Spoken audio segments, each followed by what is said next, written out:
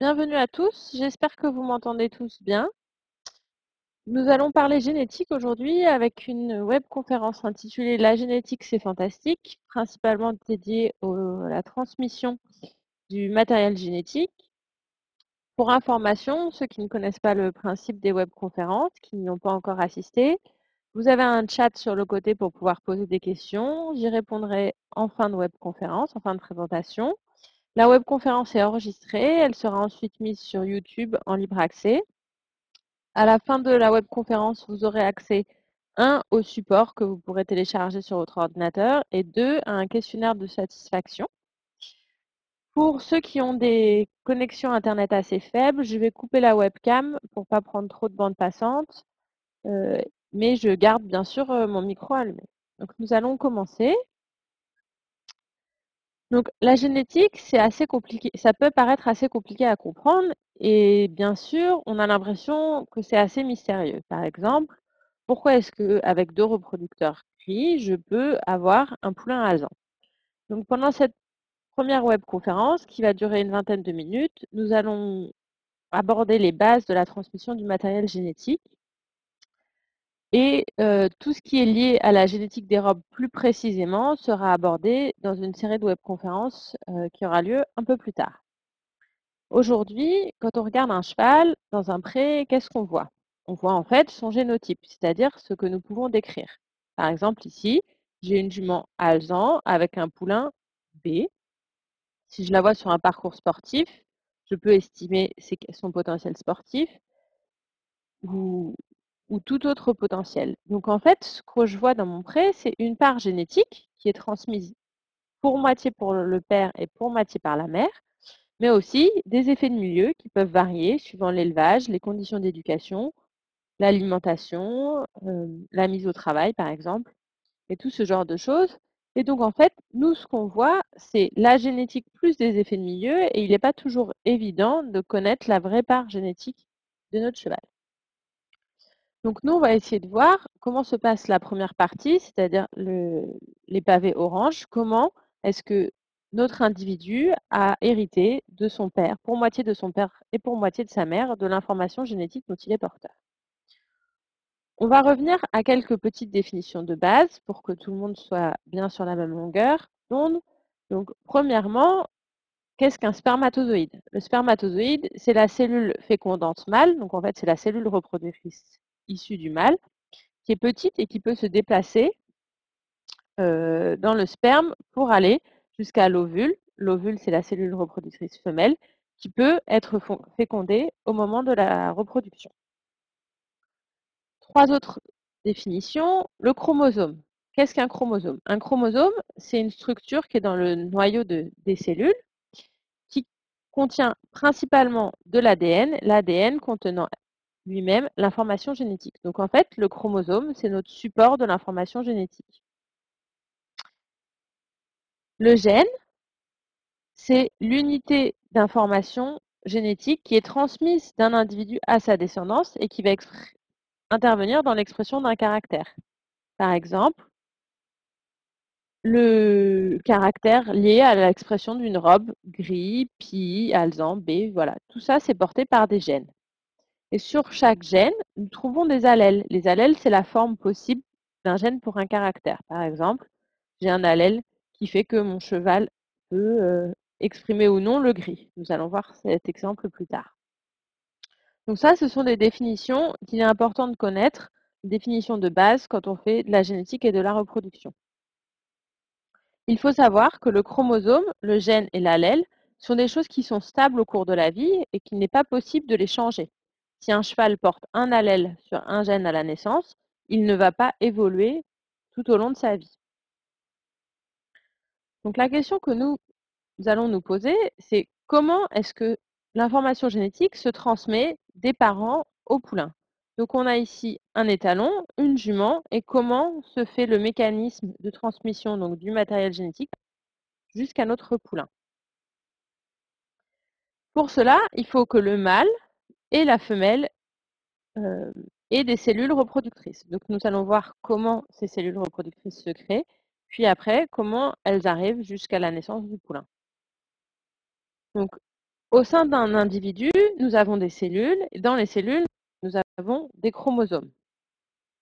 Par exemple, ici, nous avons deux paires de chromosomes, les petits chromosomes, le bleu et le noir, et une paire de grands chromosomes orange et un chromosome violet. Ce sont des paires de chromosomes simples. Ces chromosomes, il va falloir les transmettre à notre descendant, donc à notre futur poulain. Pour cela, il va y avoir une duplication de nos paires de chromosomes, c'est-à-dire qu'au lieu d'avoir un chromosome tout simple qui va de pair avec un autre chromosome tout simple, nous allons avoir des doubles chromosomes, donc deux fois la même information génétique. Donc en fait, nous avons des paires de chromosomes doubles. Une fois que nous avons cette duplication et ces paires de chromosomes doubles, il va y avoir séparation de nos paires au hasard. C'est-à-dire qu'ici, sur la paire qu'on avait de base orange-violette, qui s'est dédoublée, donc double orange, double violette, je vais avoir un double chromosome orange qui va partir dans une cellule et un double chromosome violet qui va partir dans l'autre cellule. Même principe sur la petite paire de chromosomes noir-bleu, où j'ai ici un double chromosome noir et un double chromosome bleu. Donc on a vraiment une séparation au hasard. Ici on a orange-noir, on aurait très bien pu avoir orange-bleu, ou là violet-noir par exemple. Ces cellules vont ensuite se séparer et donner nos cellules reproductrices qui sont ici, qui sont nos spermatozoïdes. Nos spermatozoïdes portent qu'un des deux chromosomes de la paire. Donc ici, j'ai un chromosome orange qui est issu de la paire orange-violette. Pourquoi? Parce que l'ovule, donc la cellule reproductrice femelle, va aussi apporter un exemplaire de la paire pour qu'au final, on ait une paire et non pas plusieurs exemplaires des chromosomes de la paire. Donc, j'ai pris un exemple ici, mais je vous ai très bien dit que dans cette cellule, on aurait pu avoir violet-noir, par exemple. Donc, on va calculer combien de possibilités nous pouvons avoir quand on a un exemple avec deux paires de chromosomes. Donc, quand j'ai deux paires de chromosomes, j'ai 4 possibilités. Donc, je répartis tous mes chromosomes. Donc, je peux avoir violet-bleu ici, violet-noir, orange-noir et orange-bleu. Donc, avec 4 chromosomes, donc deux paires de chromosomes, j'ai 4 combinaisons. Ici, on a parlé de la cellule reproductrice mâle, mais on a exactement le même mécanisme pour la cellule reproductrice femelle, sauf qu'au lieu d'avoir les chromosomes dans les cellules du spermatozoïde, dans le noyau du spermatozoïde, on a les chromosomes dans le noyau de l'ovule. C'était des exemples simplifiés parce que je vous ai dit, ici on a deux paires de chromosomes. Si c'était aussi simple, ce serait plus facile. Mais les chevaux et les poneys ont 32 paires de chromosomes, ce qui fait qu'ils ont 4 milliards de possibilités de répartition des chromosomes au hasard. Les ânes, qui sont un peu différents, ont 31 paires de chromosomes et du coup, eux, ont 2 milliards de possibilités de répartition des chromosomes au hasard. Donc, pour notre ovule, on a 4 milliards de possibilités et pour notre spermatozoïde, on a 4 milliards de possibilités. Notre spermatozoïde et notre ovule vont devoir s'accoupler pendant la fécondation. Donc, on a deux chromosomes simples d'une paire dans le spermatozoïde, deux chromosomes simples d'une paire dans mon ovule. Il va y avoir fécondation. Pour rappel, je vous ai remis les cellules de base des parents sur le côté.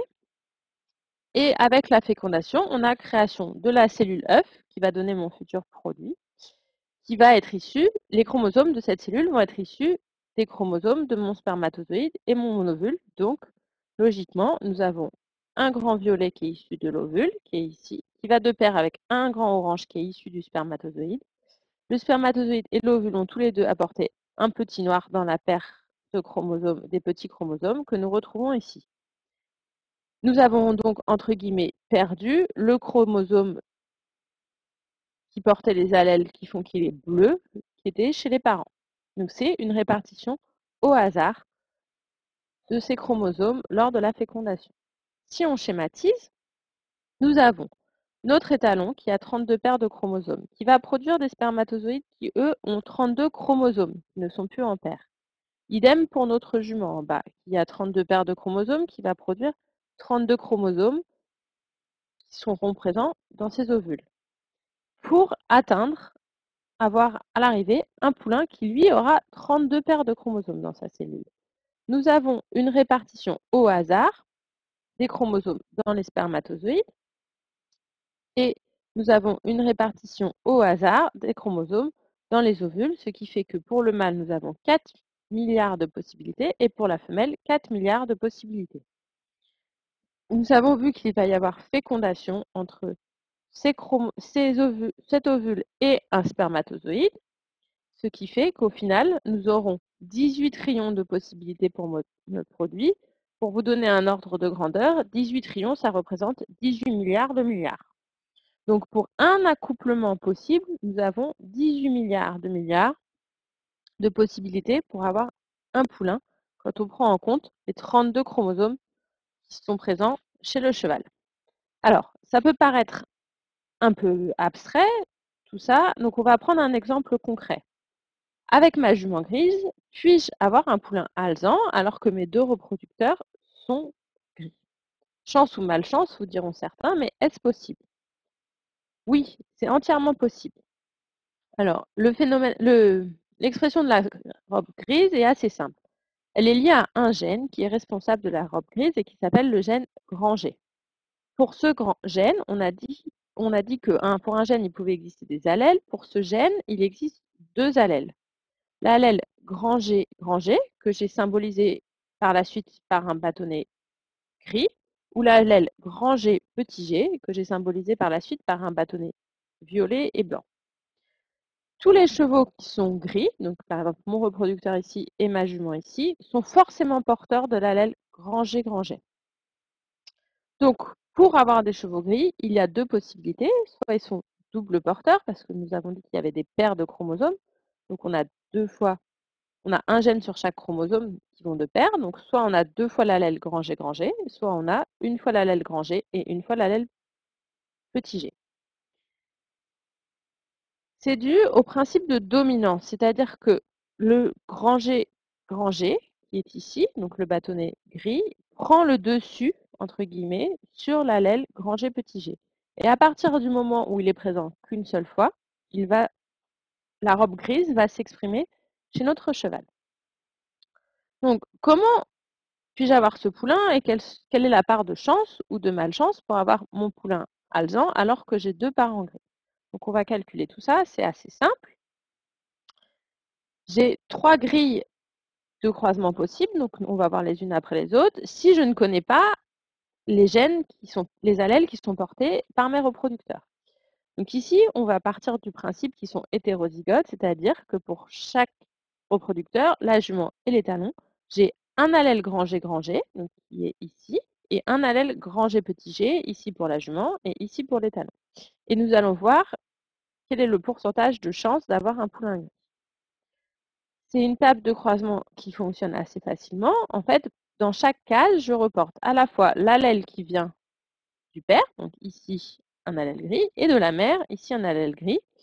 Les deux sont Granger-Granger, donc gris. J'aurai donc un poulain gris. Et je continue ainsi de suite à remplir ma table de croisement. Ici, la mère m'apporte toujours un allèle Granger-Granger, qui est ici, et le père, un allèle Granger petit g, qui est ici. On applique le principe de la dominance, Granger-Granger étant dominant sur Granger petit g. J'ai donc bien un poulain gris. Et je continue ainsi de suite à remplir ma table. Ici, j'ai toujours un Granger-Granger qui domine, donc j'ai un poulain gris. Dernière case, le père me donne un Granger petit g, la mère me donne un Granger petit g. Je n'ai donc pas de principe de dominance car je n'ai pas présence de Granger-Granger. J'ai donc un poulain qui peut être alezan, B ou d'une autre robe qui va naître. C'est donc 75% de chance, 3 chances sur 4, 1, 2, 3, d'avoir un poulain gris, et 25%, c'est-à-dire une chance sur 4, d'avoir un poulain non gris. Ça, c'est l'hypothèse où chacun de mes reproducteurs portait un allèle Granger-Granger et un allèle Granger-Petit g. Je peux avoir l'hypothèse où j'ai un reproducteur qui a 2 fois Granger-Granger et un reproducteur qui a une fois Granger et une fois Petit g. J'applique le principe de dominance dans ma grille de croisement, j'ai 100% de poulains gris. Dernière hypothèse, J'ai un reproducteur qui est Granger-Granger, un autre reproducteur qui est Granger-Granger, Granger-Granger. À chaque fois, ils sont homozygotes sur Granger-Granger. J'ai alors aussi 100% de poulains gris. Si jamais je connais les allèles portés par un de mes reproducteurs, je regarde directement la grille de croisement correspondante.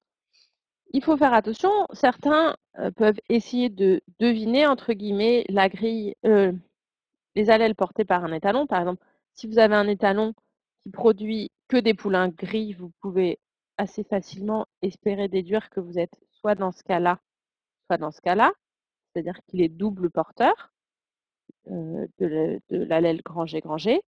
Mais la robe grise étant une robe qui est une robe évolutive, certains poulains ne sont pas déclarés gris à la naissance et donc on ne peut pas forcément deviner les allèles portés par le reproducteur. Pour le moment, les principaux chevaux de sport en CSO, par exemple, qui sont mis sur le marché, les étalons sont généralement Granger, Granger, Granger petit G, et ils ont des poulains qui ne sont pas gris, qui naissent. Donc ça, c'était un exemple assez simple de la robe grise, mais pour vous montrer qu'effectivement, on peut avoir entre guillemets des surprises, car certains gènes, via la dominance, masquent l'expression d'autres gènes qui sont pourtant présents. Donc, si on avait 3 grands points à retenir, c'est que derrière certains phénotypes, par exemple le gris, peut se cacher des allèles non exprimés, par exemple les allèles, les gènes responsables de la couleur gris alezan ou de la couleur B, que la reproduction, c'est une répartition au hasard, il faut bien insister sur ce point-là, des chromosomes, et qu'un croisement peut donner des trillions, c'est-à-dire des milliards de possibilités pour un poulain.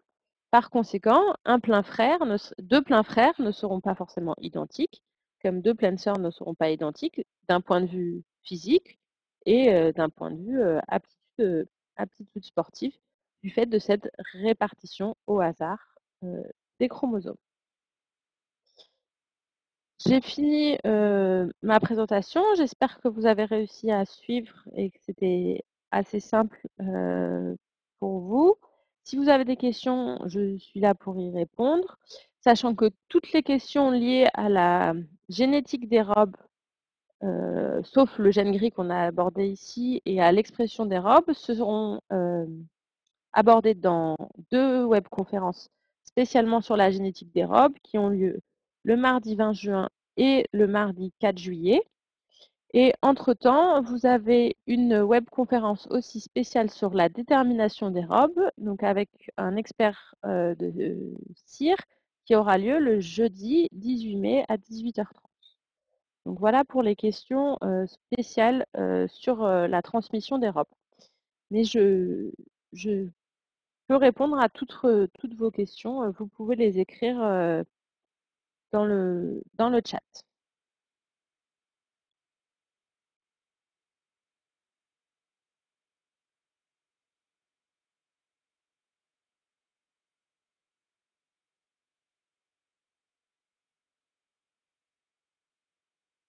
Alors, pouvez-vous expliquer hétérozygote, homozygote?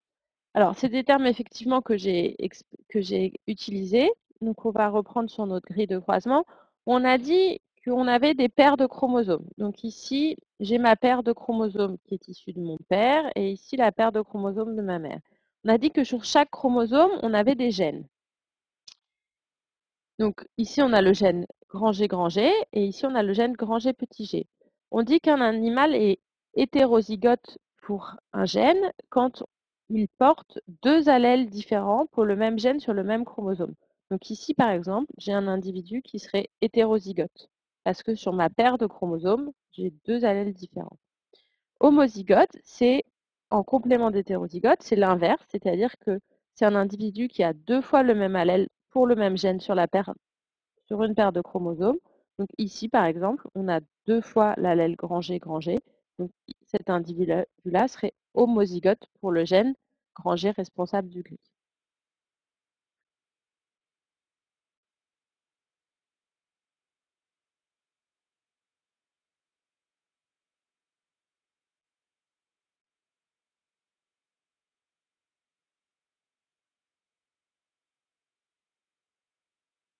Est-ce que vous avez d'autres questions?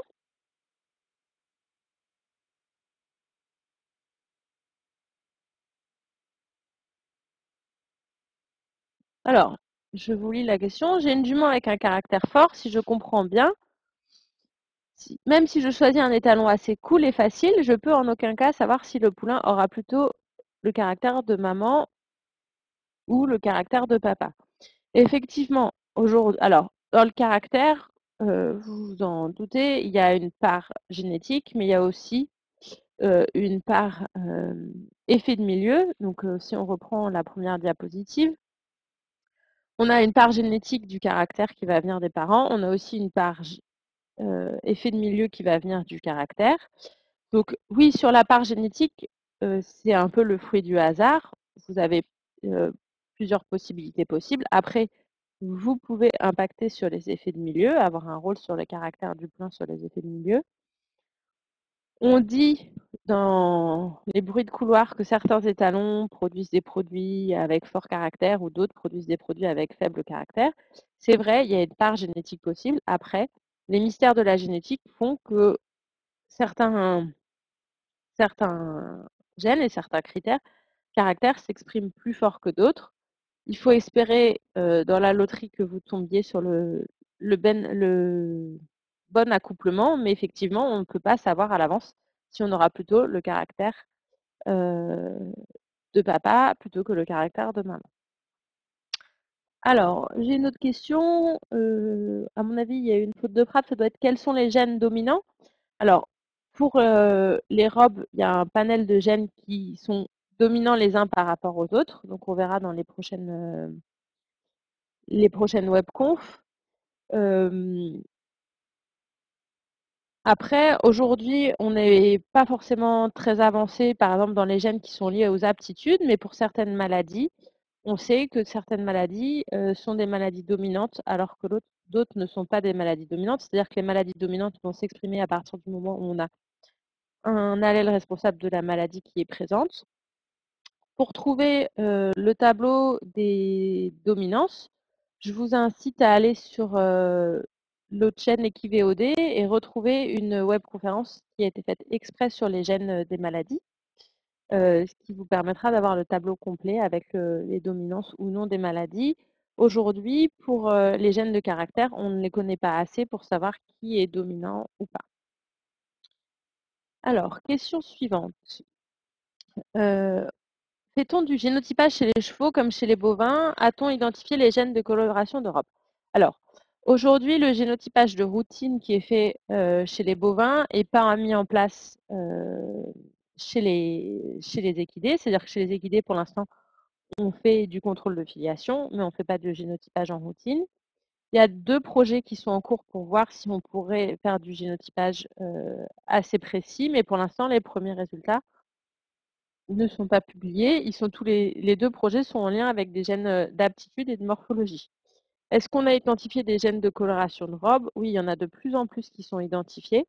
Donc, on les abordera dans les webconf dédiés aux robes.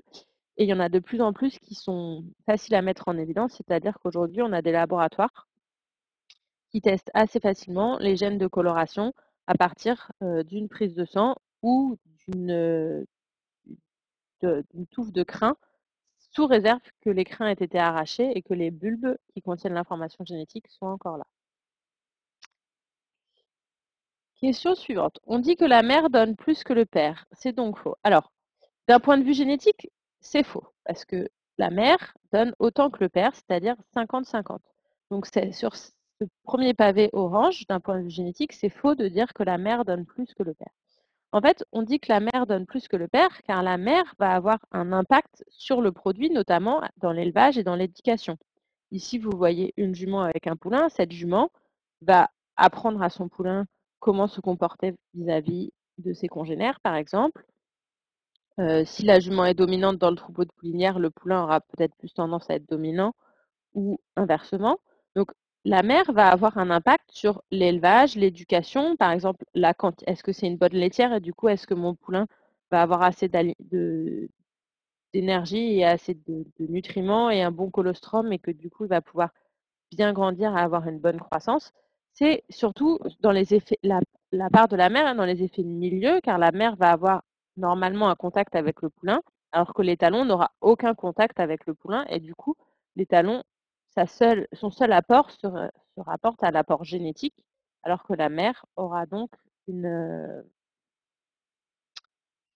un, un impact non négligeable sur les effets de milieu. C'est pour ça qu'on dit, entre guillemets, que la mère apporte plus que le père, alors qu'en fait, d'un point de vue génétique, ils apportent strictement la même chose, mais c'est sur les effets de milieu qu'on joue.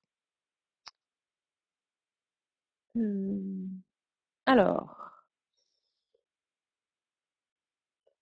pourquoi l'IFCE et les ARA ne mettent pas en place une nomenclature en lien avec la génétique plutôt qu'avec le phénotype, comme c'est le cas actuellement dans les carnets?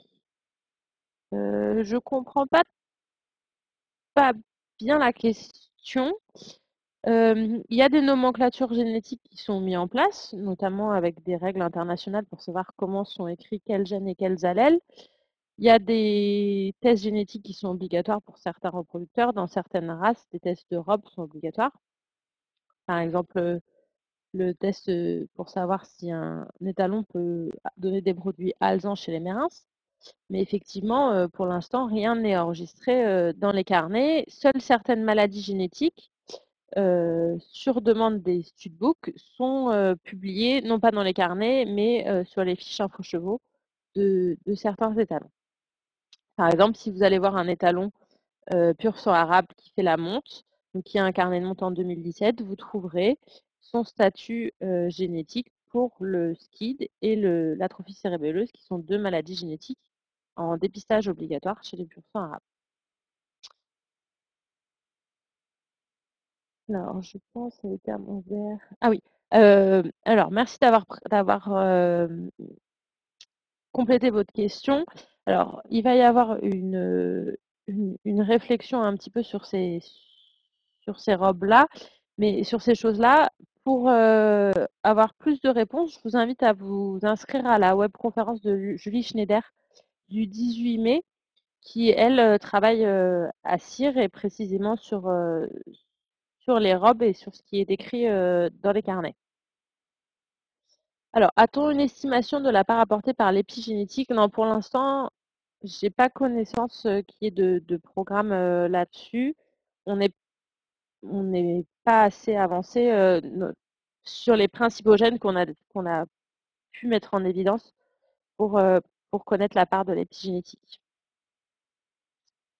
Alors, d'après vous, la sélection génétique des reproducteurs actuellement basée sur les appréciations d'excellence morphologie et sportive, excluant les individus imparfaits, ne contribue-t-elle pas à un appauvrissement de la diversité génétique au sein des studbooks? Alors, aujourd'hui, effectivement, on a dans certaines races des, des, des, des sélections qui sont basées sur des critères assez précis. Est-ce qu'on peut dire que ça appauvrirait la diversité génétique? Comme on ne travaille pas sur des gènes en particulier, mais certainement sur des poules de gènes, parce qu'aujourd'hui, on n'a pas trouvé le gène du CSO, le gène du dressage ou le gène de l'épaule parfaite. Pour l'instant, on n'appauvrit pas forcément la diversité génétique. Ce qui appauvrirait peut-être plus la diversité génétique, c'est que certains reproducteurs soient utilisés de façon beaucoup plus importante que d'autres et que du coup, on peut perdre un panel d'allèles qui n'est pas porté par les 2 ou 3 reproducteurs qui sont en tête de liste et qui saillissent énormément plus de juments que les autres. Après, j'imagine que vous avez posé cette question-là concernant les races de sport. On a un pool de races de sport qui est assez important en Europe, avec un brassage de toutes ces races-là, qui fait qu'on arrive quand même à garder un minimum de diversité génétique, même si, il est vrai, on voit que certains reproducteurs encore actifs sont responsables d'une part élevée des gènes dans une population, par exemple dans le sel français, avec des exemples, par exemple le diamant de Sémilly ou encore l'Arc de Triomphe, qui font partie des ancêtres les plus importants dans cette race-là, alors qu'ils sont encore reproducteurs actifs. Là encore, je vous invite à voir une ancienne webconférence qui a été faite sur la diversité génétique et donc qui est disponible sur Equivod. où vous pourrez avoir plus d'informations sur cette gestion de la diversité génétique.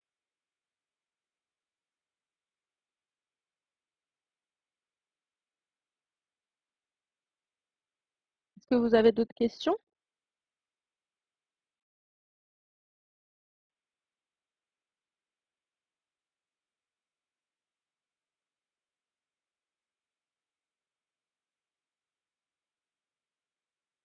Donc, si vous avez plus d'autres questions, euh, donc vous pouvez télécharger le document qui vous a été présenté via le petit engrenage qui est en haut de votre écran.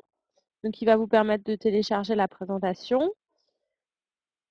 Si vous avez d'autres questions qui vous viennent a posteriori, vous pouvez les envoyer à info@ifce.fr en mettant le nom de la webconférence. Elles me seront alors transmises. Et puis, il va vous être demandé de répondre à un petit questionnaire de satisfaction.